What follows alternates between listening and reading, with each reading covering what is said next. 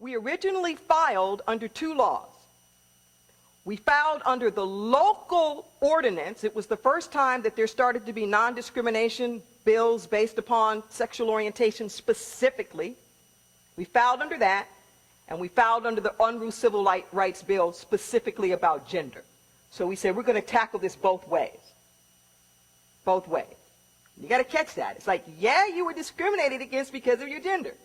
However, if it had anything to do with sexual orientation, we're not sure anymore.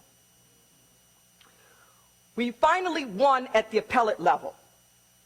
And we won big, really big. The California Supreme Court refused the petition of the restaurant to retry the case. Unanimous opinion, unanimous, certified for publication. That meant it went into the law books as precedent. This huge win, and what they said was that list, race, creed, nationality, all those things that it said you can't discriminate against, was meant to be illustrative and not exhaustive.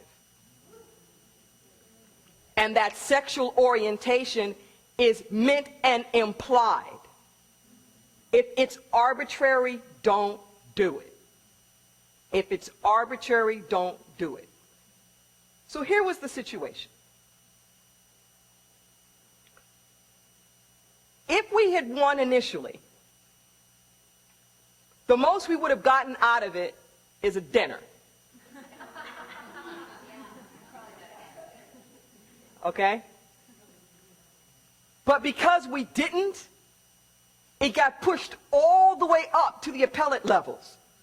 Right on up to the Supreme Court saying, let's let the appellate decision stand. It pushed all the way up. And because it pushed all the way up and got certified for publication, it set precedent for law. Are you with me? It set precedent. Okay. We're at a similar moment now. I understand the agony.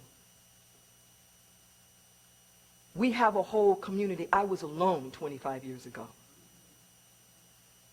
It was just us.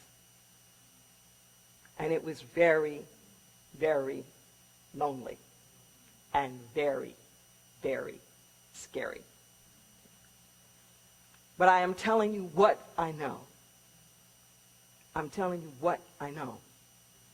The law is on our side. The law is on our side. What you didn't hear during the whole 8 campaign, you heard a lot about the previous Prop 2. And Proposition 2, I want to put some of this in perspective for the next couple of minutes here. Proposition 2 passed in the year 2000. This is what you kept hearing about. The public voted and the public said yada, yada, yada. Well, it was a measure that was put forth as just a law to define marriage as between a man and a woman. Just as a law, to try to clarify it. In the interim, and in this vote, it passed by something like, I was about to say, something like 64%, but I think that was a number bingo. 64%. In the interim, though, and this was not mentioned during any of the 8 campaigns, makes me nuts. Not once, but twice. Not once, but twice, the California legislature voted to lift the ban. That's huge. That's huge. We are the only state where that's happened. We are the only state where the legislature itself has said lift the bans without any court intervention whatsoever. This is prior to the courts. Okay? 2005 and 2007. That's twice. And twice it was vetoed by the governor. Twice. Now, during this veto process, here's what happens.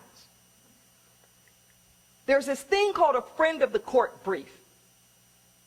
What that means are legal opinions that are coming in from all over the place that are trying to urge you to go one way or another. Friends of the court briefs were coming in like crazy from all over the place telling Governor Schwarzenegger, don't veto. Don't veto. These friends of the court briefs were coming in from the county of San Diego, the city and the county of San Diego, the city and the county of Orange. And I bring them up first because these are the most conservative. Some of you might have seen the YouTube thing with the San Diego mayor. With the San Diego mayor saying that he had said that he would veto if the city came forward and said to support it. Los Angeles, San Francisco, was like all of the huge municipalities weighed in already. Why did that did not get before the public eye? I don't know. But they already weighed in. Instead of making it look like a couple of 4 judges hung out there like on their own, this is incredible. This is bipartisan, not once but twice. So here's what the governor's looking at. The governor's saying, all right, I have these 2 things. Prop 2 says, no, don't give them the licenses.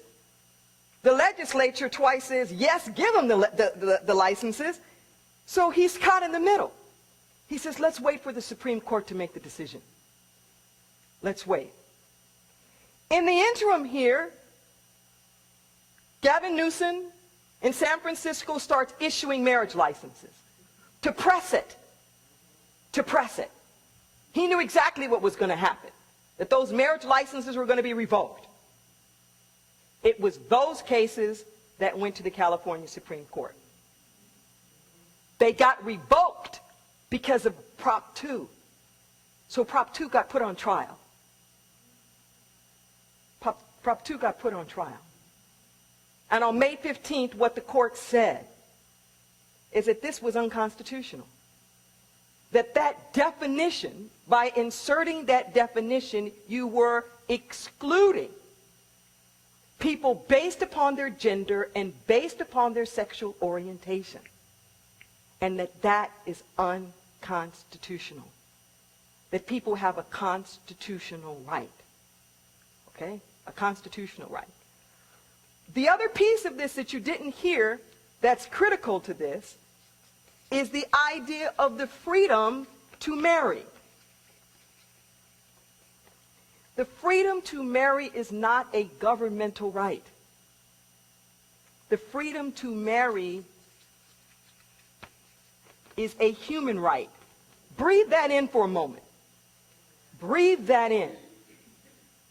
It's not up for the ballot. The freedom to marry has been deemed by every court that has ever ruled on marriage, including the California court, that the freedom to marry is one of those inalienable rights. Breathe that in. The freedom to marry is an inalienable right that cannot be taken away from you for any reason. None. Not your behavior, not because people like you or not.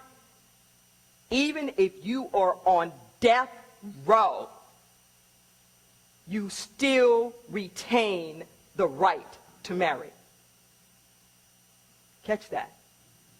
Even on death row.